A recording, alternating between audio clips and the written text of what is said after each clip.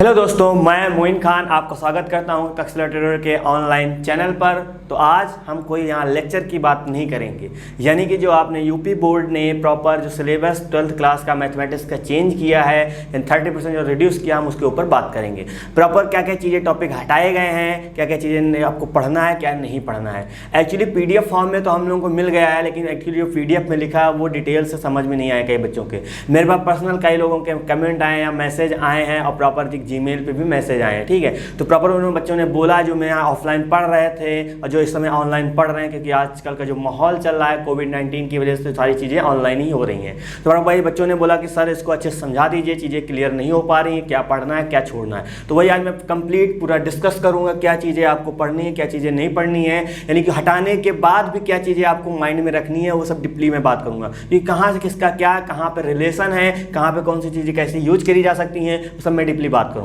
चलिए स्टार्ट करते हैं। तो यहाँ पे हमने सब लिख दिया, क्या यहाँ लिखा है, क्लास 12th मैथमेटिक्स 30% जो सिलेबस आपका रिड्यूस हुआ है, मैं उसकी बात कर रहा हूँ। यानी कि ये सब चीज़ें आपकी हटा दी गई हैं। देन लेकिन तब भी इसमें आपको पढ़ना क्या है, क्योंकि आगे जो चीज़ हटाई गई है उसका लिंक कहीं ना कहीं आगे वाले टॉपिक से है, तो वो चीज़ आपको माइंड में रखनी पड़ेगी, ठीक है। किस चैप्टर में है वो मैं आपको बिल्कुल डीपली बताऊंगा, तो वीडियो में लास्ट तक बने रहिएगा। वीडियो के बाद मैं आपको बताऊंगा कि ऑनलाइन, क्योंकि आप जितनी भी पढ़ाई आपकी होगी प्रॉपर पूरे बोर्ड के यानी कि इस साल की, सब वो आपको ऑनलाइन करनी है। तो ऑनलाइन कैसे आपको पढ़ना है और कहाँ से पढ़ना आपके लिए बेटर रहेगा, सारी चीज़ें मैं आपको क्लियर करूँगा। बिल्कुल कोई परेशान होने की ज़रूरत नहीं है, बस आपको क्या करना है, लास्ट तक वीडियो को अच्छे से देखना है और चीज़ें क्लियर करनी है। तो यहाँ देखिए, यहाँ चैप्टर फर्स्ट में आपको यानी क्या है, संबंध एवं फलन है। तो संबंध एवं फलन में बहुत ज़्यादा पोर्शन आपका रिमूव किया गया है, यानी कि कहा जाए सबसे ज़्यादा पोर्शन संबंध एवं फलन में रिमूव किया गया है, या तो रिमूव किया गया प्रोबेबिलिटी में।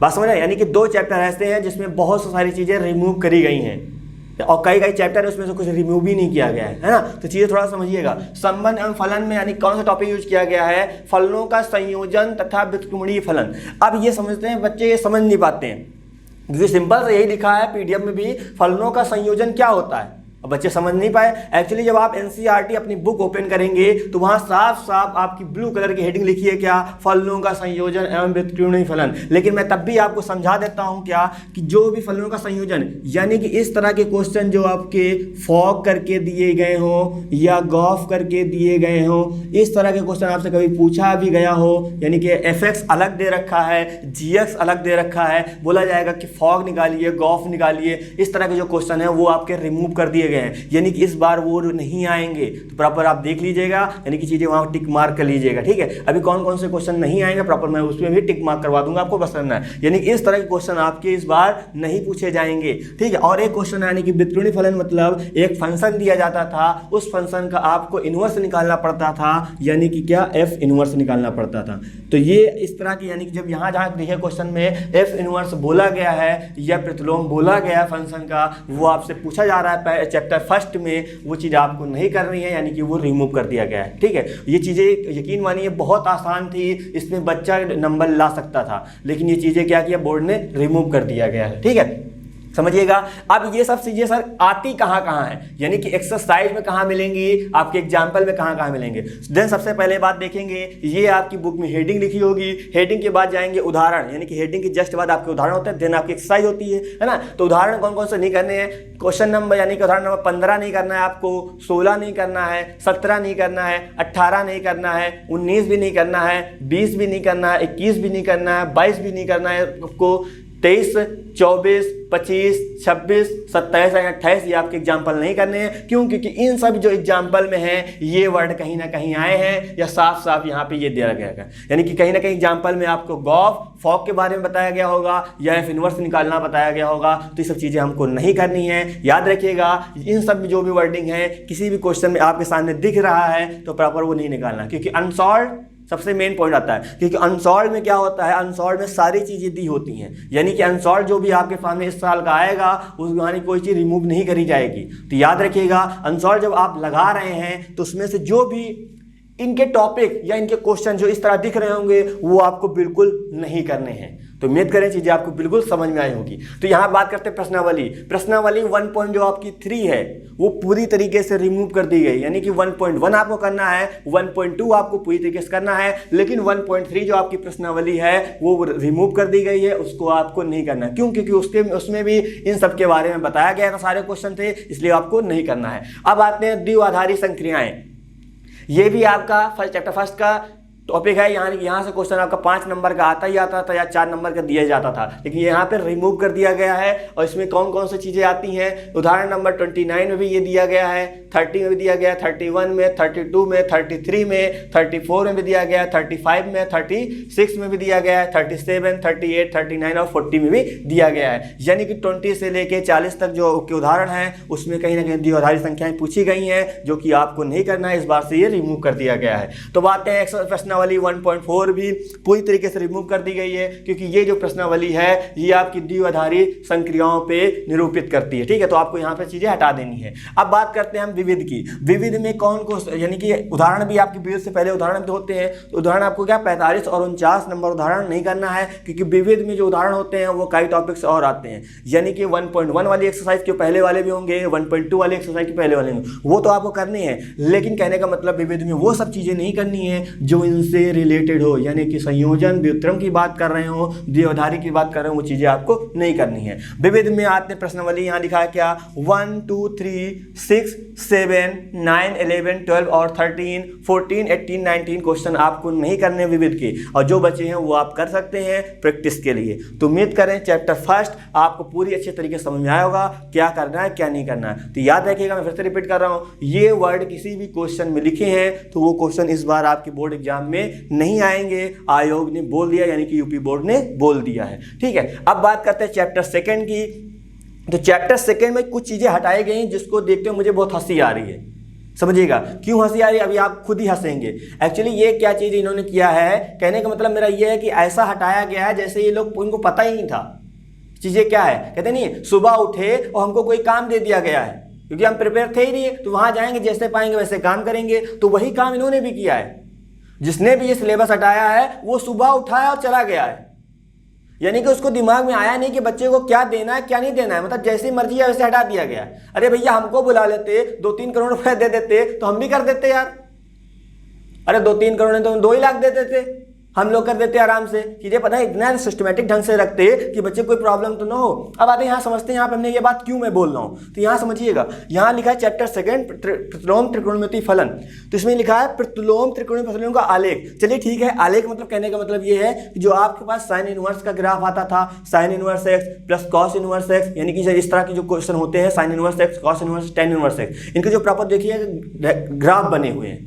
यानी कि साइन इनवर्स का आपका ग्राफ पता होगा, tan का पता होगा, लेकिन साइन इनवर्स x का भी ग्राफ होता है, tan इनवर्स x का भी जो ग्राफ है उस ग्राफ से कोई क्वेश्चन इस बार नहीं आएगा। ठीक, अब उसमें क्या नॉर्मल रेंज और वो पूछते थे, डोमेन पूछते थे, लेकिन वो चीज़ गायब कर दी गई, इस बार वो चीज़ नहीं आएगी। लेकिन अब आते हैं, चलो ये तो पॉइंट चलो समझ में आया, लेकिन इस पॉइंट पे मुझे समझ में नहीं आ रहा है इन्होंने एक्चुअली इनको समझ में क्या आया कि ये सब चीज़ें कर दी गई हैं, है ना। तो यहाँ पे देखिए, यहाँ क्या लिखा, प्रतिलोम त्रिकोणमिति फलनों के गुणधर्म। अब यहाँ बच्चा कंफ्यूज हो जाता है, सर ये चीज़ है क्या। एक्चुअली जब आप अपनी बुक ओपन करेंगे तो वहां साफ साफ लिखा है गुणधर्म। गुणधर्म के बारे में जितना इनवर्स के फॉर्मूले हैं, बात समझिएगा मेरी, जितने भी इनवर्स के फॉर्मूले हैं वो सब इसी में आते हैं। ठीक है, वो सब इसी में आएंगे। और कहा है कि ये आपको पढ़ना ही नहीं है। अरे बच्चा प्रूविंग नहीं पढ़ेगा यार, फॉर्मूले याद नहीं होगा तो वो क्वेश्चन कैसे लगाएगा।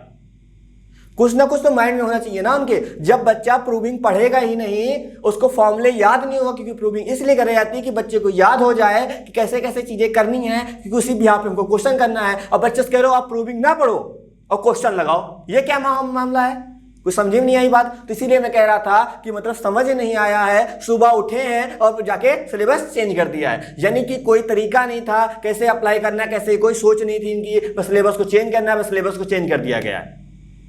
थोड़ा सा डिस्कस करना था, क्या बच्चे को पढ़ना है क्या बच्चे को नहीं पढ़ना है। अरे यार तुम इसको यहाँ पे चेंज करके क्या क्या कर लिया। कभी कभी यार आप एक क्वेश्चन देते थे, कम से कम फॉर्मूला बच्चा तो पढ़ता था, और बच्चे जब फॉर्मूला पढ़ता था तो क्वेश्चन तो कर लेता था आराम से। इतना आसान चैप्टर इसमें भी आपने चेंज कर दिया, और जो भी चेंज किया वो कोई मतलब नहीं उसका। चलिए खैर, अब जो भी है, लेकिन मेरी राय यही है कि आप जो भी क्वेश्चन लगा रहे हैं, देन जो भी फॉर्मूले हैं आप लर्न करके जाइएगा, और मैं यही कहूँगा कि आप प्रूविंग भी सीखिएगा, क्योंकि आगे जो आप मैथमेटिक्स यूज करेंगे कहीं ना कहीं यूज होगा। बाकी मेरी मर्जी है, मैं आपसे यही कह रहा हूँ कि आप इसको अच्छे से कर लीजिएगा। इस चैप्टर में आप कोई चीज़ रिमूव ना करिएगा, इस चीज़ को आप हटा सकते हैं, यानी कि ग्राफ को मत देखिएगा। बाकी चीज़ें मैं जितना भी आपको पढ़ा रहा हूँ या आप कहीं से जितना पढ़ रहे हैं प्रॉपर वो चीज़ आपको करनी है, याद रखिएगा। यानी कि जो भी आपको टीचर पढ़ा रहा है उस टीचर से कह दीजिएगा कि सर हमको ये चीज़ पढ़ा दीजिए, कहीं भी कुछ भी आ सकता है यार, यूपी बोर्ड है भैया, विश्वास बिल्कुल ना करिएगा, बात समझिएगा, ठीक है। अब यहाँ पे इसके क्वेश्चन ये दे देंगे, फॉर्मूला नहीं देंगे, तो आपको विश्वास नहीं करना है, आपको दोनों चीजें करनी है।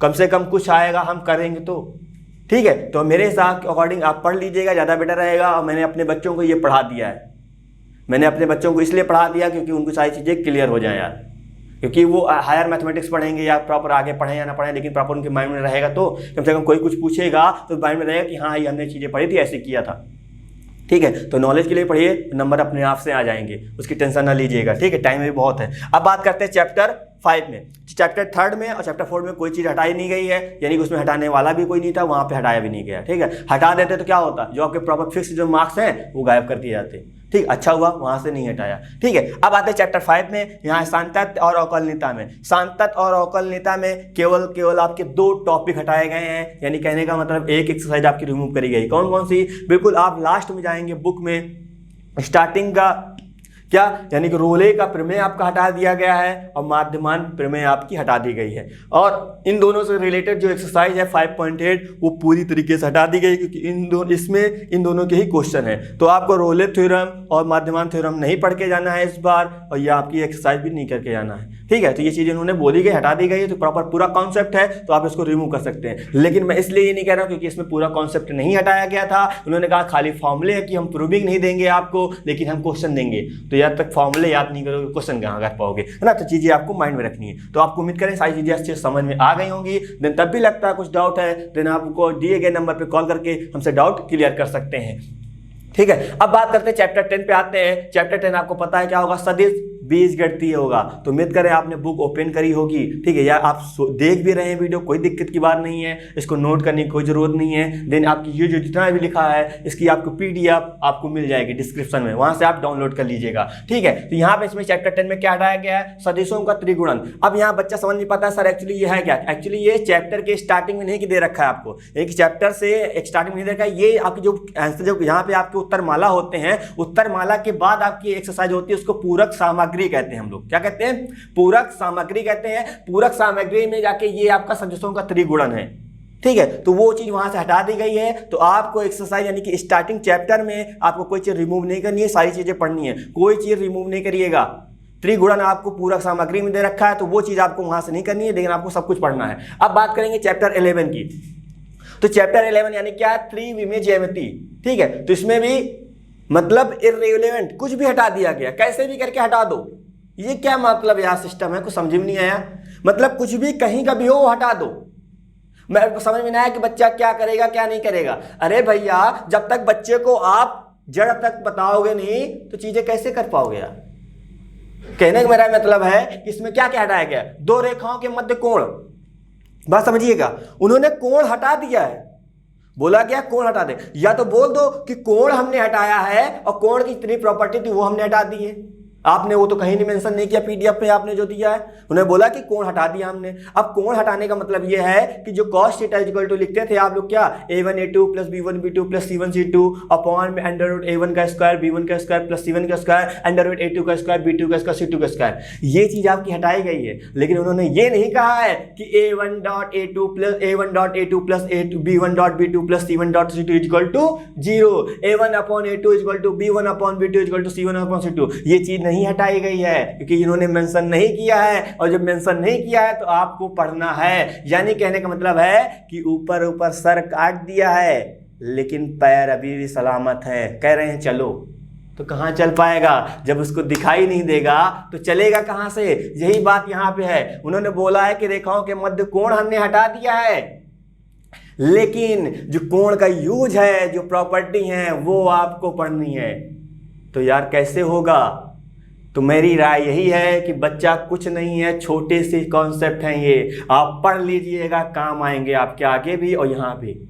ठीक है, ऐसा कुछ नहीं कि हम ये हटा देंगे, नहीं पढ़ेंगे तो बहुत बड़ा तीर मार लेंगे, ऐसा कुछ नहीं करना है। आपको सिंपल से छोटे से फॉर्मूले हैं वो आपको रीड कर लेना है, क्वेश्चन आए या ना आए कोई दिक्कत की बात नहीं, क्योंकि जब फॉर्मूले आप रीड करेंगे उसी के अकॉर्डिंग आप जाके वहाँ कंडीशन बना पाएंगे। कंडीशन आप तभी बना पाएंगे तब आप कोई क्वेश्चन कर पाएंगे, क्योंकि मिसलेनियस में क्वेश्चन बहुत अच्छे हैं इसी के, तो आपको पढ़ना है। छोटा सा कॉन्सेप्ट है, मैं आपको सारी चीज़ें क्लियर करूँगा, बस आपको बने रहना है बस।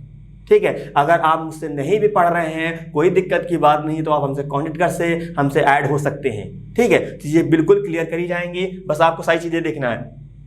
अब सवाल उठता सर ये क्वेश्चन कहाँ है, ये क्वेश्चन नंबर 9 और 10 जो भी चीज़ें मैं आपको बता दूंगा, बाकी मैं भी ये भी बता दूंगा कि आपको करना है कि नहीं करना है। तो उदाहरण नंबर 9 और 10 आपको नहीं करना है उनके अकॉर्डिंग, लेकिन मेरे अकॉर्डिंग आप कर लीजिएगा। छोटे से कॉन्सेप्ट में जब आप खुद ही देखेंगे तो चीज़ें आपको खुद ही समझ में आ जाएंगी। यार कराएगा कौन, कराऊंगा मैं। अब कोई कराए या ना कराए, लेकिन आप मुझसे कांटेक्ट करिएगा। आप अगर वीडियो देख रहे हैं तो वीडियो की जस्ट नीचे डिस्क्रिप्शन में जाएंगे, वहां आपको मोबाइल नंबर होगा, तो मोबाइल नंबर को आप सेव कर लीजिएगा। ठीक है, इस कोचिंग के नाम से यानी कि तक्षशिला ट्यूटोरियल कोचिंग का नाम वहां सेव कर लिएगा। आपको जब लगता है कहीं नहीं पढ़ा है, आप मुझसे कांटेक्ट करके आप पढ़ सकते हैं, लेकिन पढ़ाऊंगा मैं, गारंटी में दे सकता हूँ। ठीक है, चलिए यहाँ पे अब आते हैं यहाँ पे ये क्वेश्चन सर कहाँ मिलेंगे। ये क्वेश्चन आपके 11.2 में क्वेश्चन नंबर 10 और क्वेश्चन नंबर 11 जो है वो इन्हीं के ऊपर है, तो आप इसको करके जाइएगा। बात समझ में आई, यानी कि प्रॉपर इन्होंने उनके अकॉर्डिंग नहीं बोला कि नहीं करना है, तो छोटा सा फॉर्मूला आप यूज करके कर सकते हैं। अब बात करते हैं इसमें दो समतलों के बीच का कोण, यानी कि यहाँ भी वही कहानी हुई है जो रेखाओं के साथ हुई थी, यानी कि रेखा के कोण हटा दिया गया है, उसकी कंडीशन दे दी गई है, और समतल का यहाँ कोण हटा दिया गया है, उसकी कंडीशन देके आपको यूज करना है। तो वही बात है कि सर आप काटे दे रहे हो, पैर से कह रहे हो भैया चलो, जब सामने दिखाई नहीं देगा तो बंदा चलेगा कैसे यार। लेकिन अब चलिए जो भी है सो है। अब कुछ लोगों को लग रहा है बहुत अच्छा किया, सिलेबस रिड्यूस किया गया है, भैया कुछ नहीं किया है, खाली परेशान किया है। बस परेशान इसलिए किया गया है, बच्चे के दिमाग में ये डाल दिया गया है पढ़ना है कि नहीं पढ़ना है, क्योंकि आधों को तो यही नहीं पता कि एक्चुअली पढ़ना क्या है। जिनको पता है कि हाँ ये सिलेबस रिड्यूस हुआ है, तो उनको समझ में नहीं आ रहा है कि इसमें हम पढ़ें क्या। ठीक है, तो इसीलिए मैं आपको समझा रहा हूँ चीजें क्या, समतलों के बीच का जो कोण रिलेटेड है वो 20 उदाहरण में आपको 22 है, 23 जो क्वेश्चन है उदाहरण में वहां से रिलेटेड है। अब बात करते हैं क्या, एक रेखा और एक समतल के बीच का जो कोण है वो हटा दिया गया। हाँ मैं मानता हूँ इसको हटाना चाहिए था, चलो इसको हटा दिया, क्योंकि ये एक कॉन्सेप्ट था, इसमें कोई दिक्कत की बात नहीं, क्योंकि इसके क्वेश्चन आपके बनते भी नहीं है। ठीक है, तो ये हटा दिया कि बहुत अच्छी बात है। अब ये सर कहाँ मिलेगा, जस्ट आपकी जब बुक ओपन करोगे तो सीक्वेंस वाइज आपके सारे टॉपिक वहाँ लिखे हुए हैं, तो आप एक बार रीड कर लीजिएगा अच्छे से। अब बात करते हैं दो समतलों के बीच का कोण, प्रश्नावली 11.3 में है, वहाँ क्वेश्चन नंबर 12 और 13 आपको नहीं करना है। ठीक है, इनके अकॉर्डिंग नहीं करना, लेकिन मेरे अकॉर्डिंग मानेंगे तो आपको पढ़ना है। तो छोटा सा कॉन्सेप्ट है लेकिन पढ़ लीजिएगा। ठीक है, क्योंकि चीज़ें आगे भी यूज होंगी। जब आप क्वेश्चन लगाएंगे, जब आपको स्टार्टिंग का नहीं पता है यार, तो क्वेश्चन मिडिल में कहाँ कैसे जा सकते हैं। आप खुद ही गौर करिए, जब हम कोई काम करते हैं उस काम को हम 20 से स्टार्ट कर दें तो चीज़ें समझ में आती हैं। आप खुद बताइए, नहीं आती ना, तो कैसे ये चीज़ आप कह सकते हैं कि हम फॉर्मूला नहीं पढ़ेंगे, सीधा जाके हम कंडीशन पढ़ लेंगे, तो समझ में कहाँ आएगा यार। तो चीज़ें आप भैया पूरा पढ़िएगा, कोई परेशानी होती है देना आप मुझसे कांटेक्ट कर सकते हैं। चलिए, अब विविध प्रश्नावली में इन सब का मिला के जो क्वेश्चन नंबर 3 है वो इन्हीं के ऊपर बेस है, यानी कि सिंपल जो आपका एंगल पूछा गया वही चीज़ हमने यहाँ लिख दी प्रॉपर। है क्वेश्चन नंबर 3 आपका नहीं पूछा जाएगा। बात समझ में आई। चलिए यहाँ पे देखते हैं चैप्टर 13 यानी कि प्रायिकता की बात करें तो प्रायिकता में कई चीज़ें हटाई गई हैं, काबिल तारीफ भी हैं, क्योंकि इस टाइम थोड़ा सा बच्चों में टाइम कम बचा है, थोड़ा सा हड़बड़ाहट भी होगी, और यही कॉन्सेप्ट ऐसे थे कि जल्दी समझ में नहीं आते थे। तो उम्मीद करते हैं हम इसकी तारीफ भी करेंगे, लेकिन जिसकी बुराई करनी है मैं उसको छोड़ूंगा नहीं, यानी मैं बुराई करता रहूँगा, लेकिन जिसकी तारीफ करनी है बेशक मैं तारीफ करूंगा। तो ये जो आपके कॉन्सेप्ट हटाए गए एक्चुअली ये इसलिए तारीफ के लायक है कि जो भी चीज़ हटाई गई है वो पूरी तरीके से हटाई गई है, यानी कि उसमें कोई चीज़ छोड़ी नहीं गई कि प्रॉपर स्टार्टिंग का नहीं पढ़ाएंगे, बीच का हम पढ़ा देंगे, ऐसा कोई चीज़ छोड़ी नहीं गई है।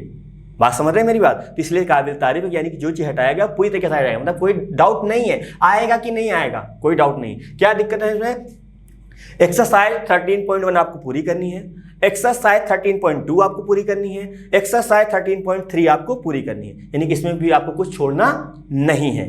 ठीक है, अब आते हैं एक्सरसाइज 13.4 के ऊपर। तो एक्सरसाइज 13.4 जो है वो आपकी इसके ऊपर है, यादृच्छिक चर में क्या आएंगे, यानी कि यादृच्छिक चर का माध्य और प्रसरण। तो याद रखिएगा, माध्य और प्रसरण निकालने के लिए हमको निकालना पड़ता है पहले क्या, प्रायिकता बंटन निकालना पड़ता है। तो यानी कि प्रायिकता बंटन हम लोग डायग्राम से यानी कि टेबल बनाते हैं, उसके अकॉर्डिंग निकालते हैं। तो प्रायिकता बंटन तो आपको निकालना है, लेकिन प्रायिकता बंटन के बाद जो हम लोग माध्य और प्रसरण निकालते थे क्वेश्चनों में, वो काम आपको नहीं करना है। ये चीज मैं आपको जब इस चैप्टर को पढ़ाऊंगा तो चीजें मैं वहां क्लियर कर दूंगा, ठीक है। इसके लिए आपको कोई दिक्कत परेशानी नहीं होगी। यानी क्या कहने का मतलब है कि इस टॉपिक में यानी कि जो 13.4 एक्सरसाइज है उसमें जिस जिस क्वेश्चन में माध्य और प्रसरण पूछा गया है वो क्वेश्चन आपको नहीं करना है। उसके पहले जो भी एग्जाम्पल हैं उसमें भी माध्य और प्रसरण पूछा गया है वो भी आपको नहीं करना है। अब बर्नौली परीक्षण और द्विपद बंटन, ये जो आपकी ये टॉपिक है, ये एक्सरसाइज 13.5 पे ऊपर बेस है। इसके पहले जो एग्जाम्पल भी हैं यानी इनके ऊपर, द्विपद बंटन के ऊपर, यानी कि बाइनोमियल डिस्ट्रीब्यूशन या बर्नौली के ऊपर जो भी क्वेश्चन है वो आपको नहीं करने हैं। बात समझिए, यानी कि 13 पॉइंट एक्सरसाइज के ऊपर जो भी एग्जाम्पल दिए गए हैं वो आपको नहीं करने हैं, और 13 पॉइंट एक्सरसाइज आपको 5 आपको एक्सरसाइज नहीं करनी है। तो अब विविध में जाइएगा, विविध में देखिएगा, माध्य का कोई क्वेश्चन पूछा जा रहा है आपसे, प्रसरण कोई क्वेश्चन पूछा जा रहा है, और द्विपद बंटन का कोई क्वेश्चन पूछा जा रहा है, वो क्वेश्चन आपको नहीं करना है। बात समझ में आई? विविध में आपको जाके ये करना है। तो ये होल सिलेबस था, तो मैंने बताया आपको क्या पढ़ना है क्या नहीं पढ़ना है, चीज़ें आपको बिल्कुल क्लियर हुई होंगी। अब सवाल उठता है कि ये सारी चीज़ें पढ़ें कैसे। उससे पहले मैं थोड़ा सा आपको ये मैं बात बताऊंगा, ये सारी चीज़ें कैसे पढ़ेंगे, कहाँ से पढ़ेंगे, ये मैं बात बताऊंगा। लेकिन सवाल ये उठता है कि सर आजकल का जो माहौल है यानी कोविड-19 की वजह से जो चीज़ें इधर उधर हो गई हैं वो सर अब, क्योंकि सबसे ज़्यादा इफेक्ट क्या आया है, बच्चों के ऊपर ही आया देखा जाए तो, क्योंकि उनकी जो इतनी क्लासेस थी, जितना भी शेड्यूल था, सब गड़बड़ हो चुका है, ठीक है। तो जितनी भी क्लासें आई, यूपी बोर्ड ने कहा कि हम जो भी पढ़ाएंगे सारी कक्षाएं ऑनलाइन होंगी जब तक सिस्टम ठीक नहीं हो जाता। और आप भी जानते हैं कि ठीक भी हो जाएगा तो कोई भी माँ बाप अपने बच्चे को स्कूल क्या कोचिंग भी नहीं भेजेगा। तो सिंपल सा एक ही सहारा है, ऑनलाइन, बस और कुछ नहीं। अब सवाल ये उठता है कि सर हम ऑनलाइन पढ़ें तो कैसे पढ़ें, क्योंकि ऑनलाइन बेटा पढ़ने के भी तरीके होते हैं। जब तक आप उस तरीके को अपनाएंगे नहीं तब तक आप सक्सेस नहीं क्लियर कर सकते, यानी कि जब तक आप उस तरीके को नहीं अपनाएंगे तब तक आप कामयाबी नहीं पा सकते। यानी कि किसी भी टॉपिक की बात करें, किसी सब्जेक्ट की बात करें, ठीक है। तो प्रॉपर मैं बता दूं ऑनलाइन कैसे पढ़ना है। जैसे सिंपल सी बात, आप मैथमेटिक्स पढ़ रहे हैं, क्योंकि मैं मैथमेटिक्स पढ़ाता हूँ, मैं उसी के ऊपर बात कर सकता हूँ। बाकी टॉपिक है, फिजिक्स भी हो सकता है, केमिस्ट्री भी हो सकता है, सब्जेक्ट कोई भी दिक्कत नहीं। जैसे आप पढ़ रहे हैं, सिंपल सी बात, आपके बगल में आप जो नोट कर रहे हैं वो रजिस्टर तो होता ही होता है, वो होना चाहिए। देन उसके बाद एक छोटा सा आप या तो व्हाइट पेपर जो आपके पास वो एक पेज ले लीजिए, या जो भी जिस कॉपी में आप नोट कर रहे हैं उस कॉपी का जो बैक में जाइए, ठीक है। जैसे वीडियो आप देख रहे हैं, वीडियो में कोई भी दिक्कत आपको आई, किसी भी टॉपिक पे दिक्कत आई है कि पर्टिकुलर सर हमको 10 मिनट पे यानी 10 मिनट 30 सेकेंड पे इस टॉपिक पे सर दिक्कत आई है, तो उस टॉपिक को आप लिख लिया करिए। बात समझिएगा मेरी बात, वो क्योंकि आप फ्रंट टू फ्रंट नहीं है, सीधा सीट पे खड़े होकर सीधा सर से पूछ लिया सर ये कैसे हुआ, सर ने तुरंत बता दिया, क्योंकि सामने तो कुछ हो नहीं सकता, क्योंकि सर बोलेंगे, आपको केवल सुनना है, आपको समझना है खुद ही। बात समझ रहे हैं? तो आपको वो टॉपिक लिखना है, देन आप अपने टीचर से कांटेक्ट करें। यानी कि जिस भी पॉइंट है, ऐसे हमने 10 मिनट में पढ़ा, 10 मिनट में हमको कोई टॉपिक समझ में नहीं आया, हमने लिख लिया, 20 मिनट में समझ में नहीं आया, हमने वो लिख लिया, 30 मिनट में समझ में नहीं आया, वो लिख लिया। अब एक्चुअली ये दिमाग में रहता है कि हाँ 10 मिनट में हमको समझ में नहीं आया था, वो टॉपिक हमने लिखा, सब कुछ हमने रेडी कर लिया। अब भले हम एक दिन के बाद पूछें टीचर से कम रहेगा तो हाँ इस लेक्चर में हमको 3 डाउट थे जो कि हमने लिखे थे, और क्या क्या डाउट थे वो मेरे पास लिखे थे। तो आप क्या करेंगे, जो भी आपके पास जहां भी आप पढ़ रहे हैं, जो भी फैसिलिटी आपको दी गई है वहां पे जो टीचर आपको एक लिए होंगे, प्रॉपर आप उनको कॉल करिएगा, वो सारी चीजें आपकी क्लियर करेंगे। अब सवाल ये उठता है कि सर ऑनलाइन चलिए आपने बता दिया कैसे पढ़ना है, वो हम इससे अरेंज कर लेंगे, लेकिन सर इतनी फैसिलिटी कौन देता है, इतनी फैसिलिटी कौन देगा कि पर्टिकुलर टीचर आपको अपना नंबर देगा, देन आपके जो डाउट्स होंगे वो टीचर दूर करेगा, ऐसा कौन देता है? जी हाँ देते हैं, हम लोग देते हैं ये चीज़, हम लोग, यानी कि तक्षशिला ट्यूटोरियल ये आपको फैसिलिटी देती है। यानी कि कोई भी चीज़ आपको वीडियो में जो हमने पढ़ाया समझ में नहीं आया है, देन आप नोट करिए, आपको एक नंबर दिया जाता है, यानी कि 2 नंबर, एक टेलीफोन नंबर मिलता है, एक मोबाइल नंबर आपको मिलता है, आप उस पर कॉन्टेक्ट करिए, अपनी कंप्लेन रजिस्टर करिए विद इन यानी कि 2 आवर्स या 3 आवर्स, या प्रॉपर उसी दिन आपको सारे सोल्यूशन, आपको कॉन्सेप्ट क्लियर कर दिए जाते हैं। बात समझिएगा, सारी चीज़ें आपको बिल्कुल क्लियर कर दी जाती हैं, यानी कि किसी भी तरह कोई परेशानी नहीं होती है, तो प्रॉपर आपको सारी चीज़ें क्लियर होंगी। अब सर ये है कि सर हमसे आपसे कॉन्टेक्ट कैसे कर सकते हैं? बिल्कुल, आप डिस्क्रिप्शन में जाके देखिएगा, वहाँ आपको एक नंबर मिलेगा, उस नंबर पर आप कॉन्टेक्ट करिए या आप सारी सूचना दीजिए, या उसके थोड़ा सा डिस्क्रिप्शन में ही आपको एक फॉर्म मिलेगा, यानी कि उस फॉर्म को आप फिलअप करेंगे, सारी इन्फॉर्मेशन मेरे पास आपकी आ जाएंगी, देन मैं आपको कॉन्टेक्ट कर सकता हूँ। तो उम्मीद करें सारी चीज़ जो हमने आपको बताई है बहुत अच्छे समझ में आई होगी। अगर कोई भी आपको डाउट आपके मन में है, ये आया है कि सर कैसे और पढ़ना है, कैसे कैसे चीज़ें क्लियर हो करी होंगी, और आपको मैं एक बार और बता दूं कि मैं प्रॉपर यहाँ पे जो प्रॉपर क्लासेस होती हैं वो मैथमेटिक्स की चलती हैं, फिजिक्स की चलती हैं, केमिस्ट्री की भी चलती हैं और बायो की भी क्लासेस चलती हैं। प्रॉपर आपको इनमें से कोई भी सब्जेक्ट पढ़ना है, अगर तीनों पढ़ने हैं, यानी कि आपको पीसीएम पढ़ना है या पीसीबी पढ़ना है या इंडिविजुअल कोई भी पढ़ना है, तो दिन आप कॉन्टेक्ट कर सकते हैं। याद रखिएगा, चीज़ें बिल्कुल क्लियर करी जाएंगी, ऐसा कोई चीज़ नहीं होगी जो नहीं समझाया जाएगा, क्योंकि जो बच्चे यहाँ ऑफलाइन पढ़ते थे पर्टिकुलर, ठीक है, मेरी कोचिंग जो है यहाँ पर रजिस्टर्ड है, यानी कि लखनऊ में है। आप पता नहीं कहाँ से देख रहे हैं, वो आपको ज़्यादा पता होगा, यानी कि लखनऊ में रजिस्टर्ड है। तो लखनऊ में जो मेरे पास जो बच्चे आते थे ऑफलाइन पढ़ने, ठीक है, देन कभी फ्यूचर में आप उनसे कांटेक्ट कर सकते हैं, देन आप करिएगा कि प्रॉपर आप फेसबुक पे जाइएगा तो मेरा वहाँ पेज है, तो आप वहाँ से जुड़ सकते हैं। वहाँ जुड़ेंगे तो वहाँ मेरे बच्चे भी जुड़े हैं, आप थोड़ा सा वार्तालाप करेंगे, चीज़ें वहाँ पे क्लियर हो जाएंगी, ठीक है। देन आप, मैं नहीं बताऊँगा मैं किस तरह पढ़ाता हूँ, या यहाँ के जितने टीचर हैं वो खुद ही आपको वो बच्चे पढ़ाएंगे। आप पहले कंफर्म करिए क्या बच्चे वो यहाँ पढ़ रहे हैं कि नहीं पढ़ रहे हैं, क्योंकि बहुत लोग यहाँ बच्चे पढ़ के जा भी चुके हैं, अभी नेक्स्ट ईयर उसके पहले जा भी चुके हैं, अब उनसे भी कांटेक्ट करेंगे, तो वो आप लोग बताएंगे कि वो कैसे पढ़ाते हैं। यकीन मानिए, जब हम लोग ऑफलाइन पढ़ाते थे तो ये नहीं देखते थे कितना टाइम हुआ, क्या टाइम नहीं हुआ है, सारी चीज़ें क्लियर करता था, यानी कि A to Z। जब तक बच्चा ये नहीं कहेगा सर अब समझ में आ गया, जा सकता हूँ, तो हम नहीं कहता भैया तब जाओ। नहीं समझ में आया आप पूछिए, हम बताएंगे, चाहे वो दिन हो, कितना टाइम हो रहा हो, मैटर नहीं करता, आपके पास टाइम है, आपके पास पढ़ने की वो इच्छा है, तो मैं आपको पढ़ाता रहूंगा। तो यही कहानी आपके ऑफलाइन में चलती थी और यही कहानी आपके ऑनलाइन में भी चलेगी, यानी कि जब तक आपको समझ में नहीं आएगा आप कॉल पे कॉल कर सकते हैं, सारी चीजें क्लियर कर सकते हैं। जब समझ में आ जाए तो कह दीजिएगा कि सर समझ में आ गया, अब बस करिए, तब हम लोग रुक जाएंगे। और जब तक समझ में ना आए आप कॉल पे कॉल करिएगा, सारी चीज़ें बिल्कुल क्लियर कर जाएंगी, कोई परेशानी आपको नहीं होगी। और हाँ, एक बात और, यानी इन सभी सब्जेक्ट का जो मासिक शुल्क, यानी कि चाहे हम फिजिक्स की बात करें, चाहे हम केमिस्ट्री की बात करें, चाहे मैथमेटिक्स की बात करें, चाहे बायो की बात करें, सिर्फ 200 रुपये पर सब्जेक्ट रखा गया है। यानी कि आप 3 सब्जेक्ट पढ़ रहे हैं तो आपको 600 रुपये पे करना है, आप 2 सब्जेक्ट पढ़ रहे हैं तो आपको 400 करना है, आप 1 कर रहे हैं तो आपको 200 करना है, और सारी सुविधाएं आपको मिलेंगी। और याद रखिए, जो चीज़ यहाँ आपको टीचर पढ़ाता है और सबके उसी के लिखे हुए नोट्स आपको प्रॉपर प्रोवाइड कराए जाते हैं, तो सारी फैसिलिटी आपको मिलेंगी, A to Z मिलेगी। ऐसा कुछ नहीं होगा कि सर ने 2 दिन फ़ोन किया और सर ने 2 दिन बात करी हमसे, 2 दिन कॉन्सेप्ट क्लियर करिए, हमने एडमिशन ले लिया और सर भूल गए, ऐसा बिल्कुल नहीं होगा। तो याद रखिएगा, एक बार आप ट्रस्ट करके देखिए, चीज़ें बिल्कुल क्लियर होंगी, क्योंकि ऐसा टाइम है, ऑनलाइन पढ़ाते बहुत लोग हैं लेकिन इतनी फैसिलिटी कोई नहीं दे रहा है, आप खुद ही समझ सकते हैं, ठीक है। तो आप प्रॉपर क्या करिए, पहले आप रजिस्ट्रेशन करा लीजिएगा, देन आप 2-3 वीडियो देखिए। कोई डाउट है, उम्मीद करते हैं कोई डाउट नहीं होगा, क्योंकि अभी तक जितने भी हमने वीडियो बच्चों को भेजे हैं अभी तक कोई कॉल नहीं आई, यानी कि किसी तरह कोई परेशानी नहीं बच्चों को आई है कि सर हमको यहाँ पे डाउट है, क्योंकि उम्मीद करते नहीं होगी। अरे बाई चांस आ भी गया, क्योंकि सब लोग एक जैसे नहीं होते, मैं भी मानता हूँ, प्रॉपर आ भी गया प्रॉपर, तो दिन आप कॉन्टेक्ट करके चीज़ें पहले पूछिए, दिन आपको लगता है कि हाँ हमको सब चीज़ें यहाँ मिल रही हैं, जितनी चीज़ें हमको ने बताई गई थी, सर ने जितना बताया था हमको सब कुछ मिल रहा है, दिन आप हमसे कांटेक्ट करिए, दिन आप पढ़िए, दिन आप फीस जमा करिए। उम्मीद करें चीज़ें आपको बिल्कुल अच्छा समझ में आई होंगी। तो दोस्तों, मैं लास्ट में यही बात करता नहीं रहूँगा कि पढ़ते रहिए, अपना और अपने देश का नाम रोशन करते रहिए, क्योंकि जब आप पढ़ेंगे तो आप सक्सेस होंगे तो आपके माता पिता बहुत खुश होंगे और थोड़ी सी खुशी हम लोगों को भी बहुत मिलेगी। तो उम्मीद करें सारी चीज़ें बिल्कुल क्लियर हुई होंगी। धन्यवाद।